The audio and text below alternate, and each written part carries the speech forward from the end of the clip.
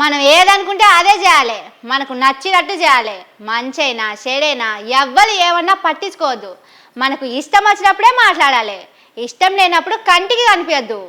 ఏంది పిల్ల ఏందేందో మాట్లాడుతుంది, ఈ ఎండకు తలకాయకి ఏమన్నా అయిందా ఏందని చూస్తున్నారా? అదేం కాదుల్లా, ఈ వార్త చూడుండ్రి, అసలు ముచ్చటేందో మీకే తెలుస్తుంది. వారెవ్వా, మన ముఖ్యమంత్రి సారు ఈ నడుమ మస్తు స్పీడ్ గా యాక్షన్ తీసుకుంటున్నాడు. నిన్న రాత్రి భూపాలపల్లి కాడ భూముల పంచాదుల్లా ఒక ఆయనను చంపేసిండు. దీని మీద ఇవాళ పొద్దుగాల లేవంగానే సీఎం సారు మస్తు సీరియస్ అయిందట. సిఐడి ఆఫీసర్లను పెట్టి ఎంక్వైరీ చేయాలని చెప్పిండట. కానీ సీఎం సారు ఈ మాటలన్నాడని తెలవంగానే చాలా మంది పరిశాన్ అయిందట.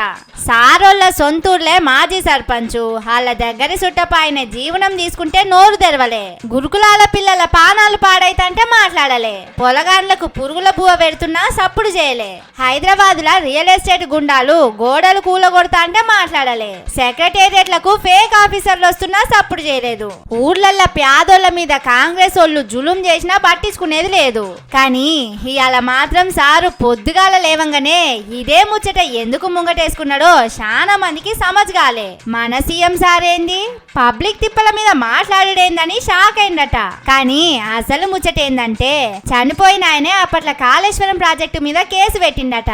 ఇంకే ఉన్నది, అందులో కేసీఆర్ పేరు వినిపించింది. ఇక ఆగుతాడా రేవంతన్ సారు? ఇటు సీఎం సారు, అటు వెంకటరెడ్డి సారు, ఇంకో దిక్కు సీతక్క మేడం, కాంగ్రెస్ లీడర్లు ఉన్నోళ్ళందరూ నోళ్లు తెరిచిండ్రు. మంచిదే, తప్పు జరిగినప్పుడు మాట్లాడాలి, కానీ మాకు తిప్పలు వచ్చినప్పుడు ఎందుకు సపోర్ట్ చేయరు? కారు పాటోళ్ల పేరు వినబడతనే చట్టం న్యాయం యాదికొస్తాయా సార్ అని పబ్లిక్ అడుగుతున్నారు.